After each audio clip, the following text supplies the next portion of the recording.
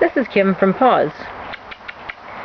I'm here with many special cats, but first and foremost I'd like to introduce you to a lovely little senior that I was told was 12 years old or older. I guesstimate she's older. When she first came here I thought she was about 18, but the reality is she's actually doing okay. She's eating now.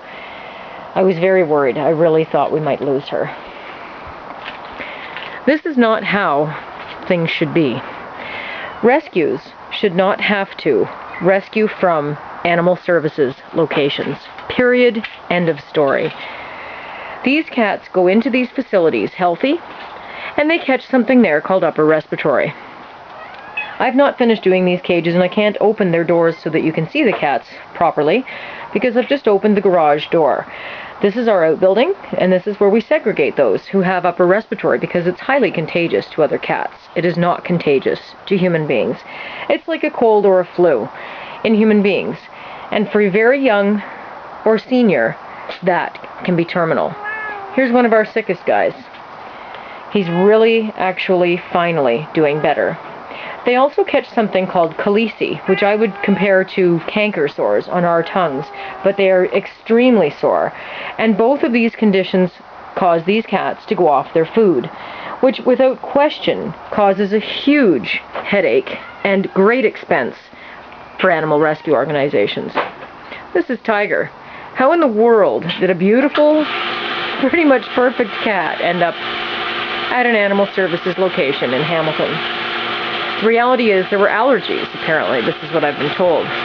But again, I ask, why would you take your cat to a facility where you know there's a very good chance that your cat is going to be killed, or your dog, or your bunny, or your guinea pig? Whatever the case may be, people, the general public, must be educated as to what is really going on out there. Recently, I was forced to contact the mayor's office in Toronto to get a cat out of one of the animal services locations. This cat had tested positive for something called FIV, which is the feline AIDS virus. That might sound really scary. I have 12 years experience with this so-called immune deficient disease. And the reality is, lately, the cats are testing negative for it after they've already tested positive. So why are we euthanizing these cats? I call FIV BOC, which is bunch of crap. There's no reason to euthanize these cats. None of them. Not the healthy ones, not the senior ones, certainly not the babies, not the ones with FIV, feline AIDS, or feline leukemia. Do some inquiry before you send your next check to your favorite charity, your next animal rescue donation. Who's euthanizing these cats? And why in the world would you support them if they do? Seriously. Look at this little beauty. To be honest, I can't even remember everybody's names. We have a lot of orange and whites this time around. We have rescued a total of 250 cats and kittens from this one facility alone in the last 11 months. 250. Can you imagine how many have died? An average probably of 40 or 50 a week at this one facility. These guys are mess makers, by the way. They've already done their cage. Anyway, yes, this is our segregation area. We do not cage cats at our shelter. However, when they first come in, they must be caged so that we can monitor their consumption of food and water. We need to make sure that they're healthy. We then spay and neuter if it's necessary, if they're not already done.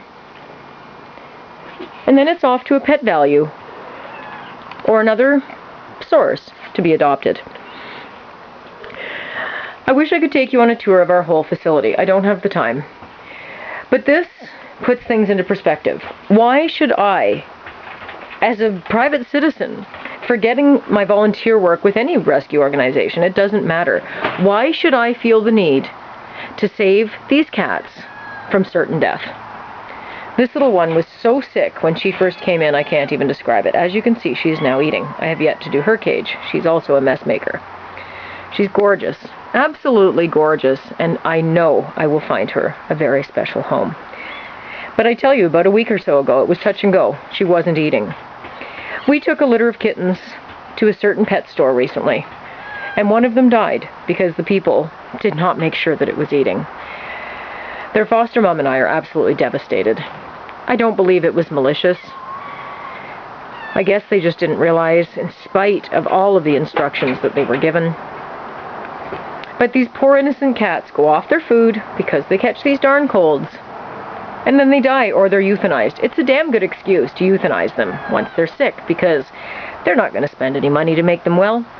I do have to say I'm surprised by the medicating that does go on at that particular facility. But the reality is, further and finally, spaying and neutering is the only way we are ever going to get this situation under control. Period.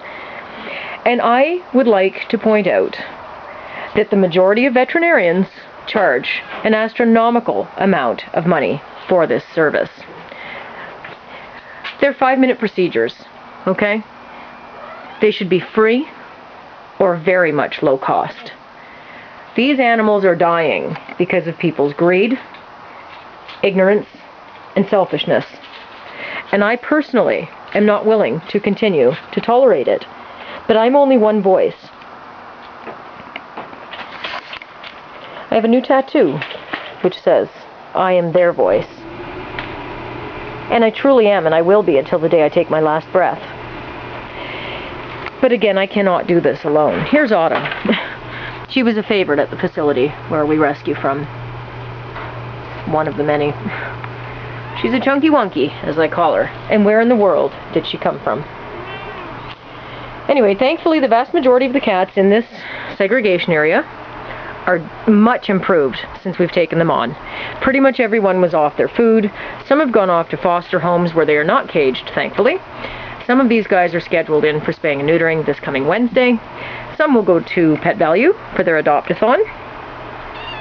And others will remain until they're in tip-top shape. As with these two little beauties, they're not ready to go yet.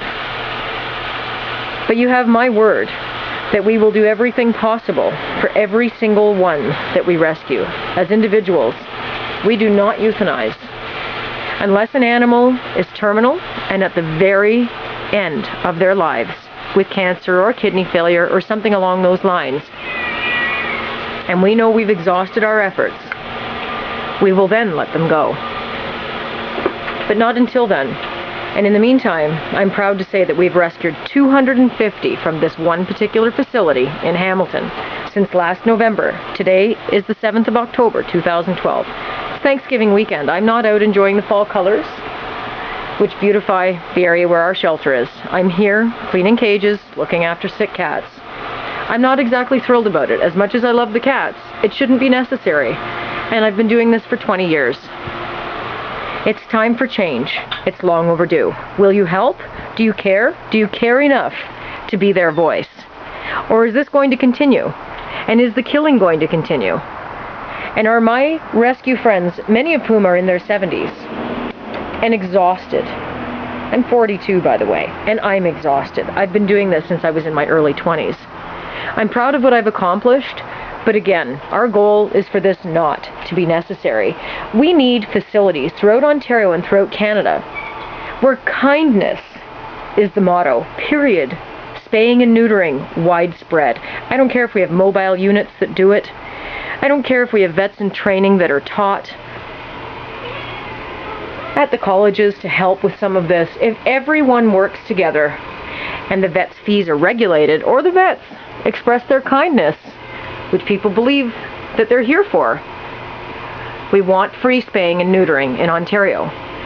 There's free spaying and neutering in Cuba. Cuba's a third world country, free spaying and neutering. We live in a modernized society.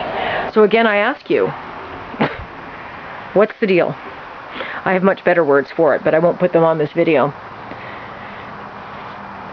If you see a cat on here that catches your eye, please let me know. They're all up for adoption. They're wonderful, and we will make sure, at least we'll do our very best, to make sure that they're in excellent health before they come to you. And again, I remind you, this is a very temporary situation here, usually a couple of weeks, where we make these cats well, and they are then admitted to our shelter. They are not caged. They are free roaming, or they go up for adoption. We do our very best to promote them. At stores, this little one is still sick, but eating, thankfully. Hi, beautiful. Many of these cats are not here because I seek them out. A lot of people have asked that we rescue them. And a lot of those people have been a big disappointment to me, if I'm honest. They've forgotten that they exist. Out of sight, out of mind, as they say. But there's a select few that haven't forgotten.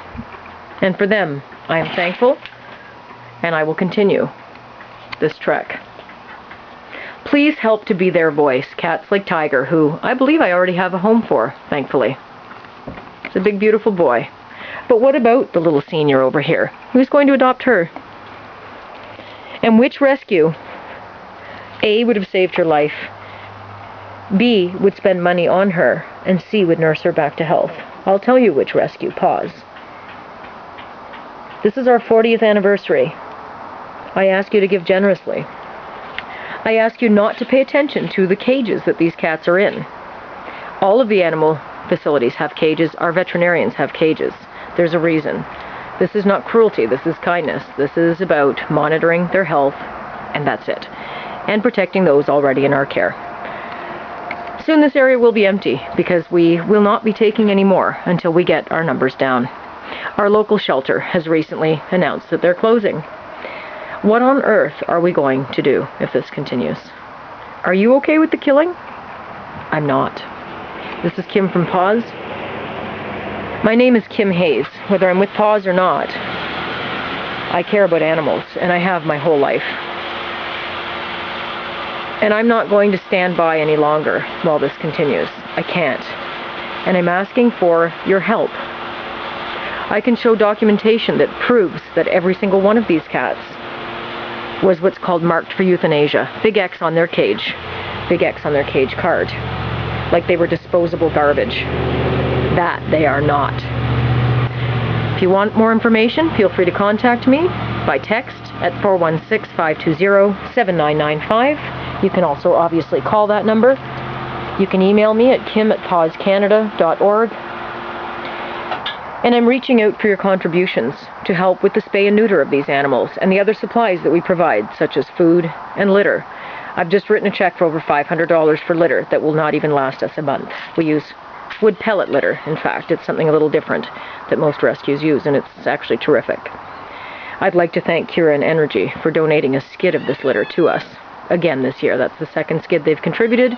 They're based in New York, and if you live in the north and you use wood pellets, we encourage you to buy their product. We thank Hills for their support. We thank BFI for picking up our garbage and doing so without charging us. They've done this for 2 years. We're very thankful. That's money that we can spend on the animals. We have many other sponsors. IWD, our web promoters, our web designers. They're wonderful. Please look on our website at PAWSCANADA.org for our other sponsors. I thank you. And if you know anyone that would like to adopt one of these absolutely awesome cats, please call me today. It's Kim here, 416-520-7995.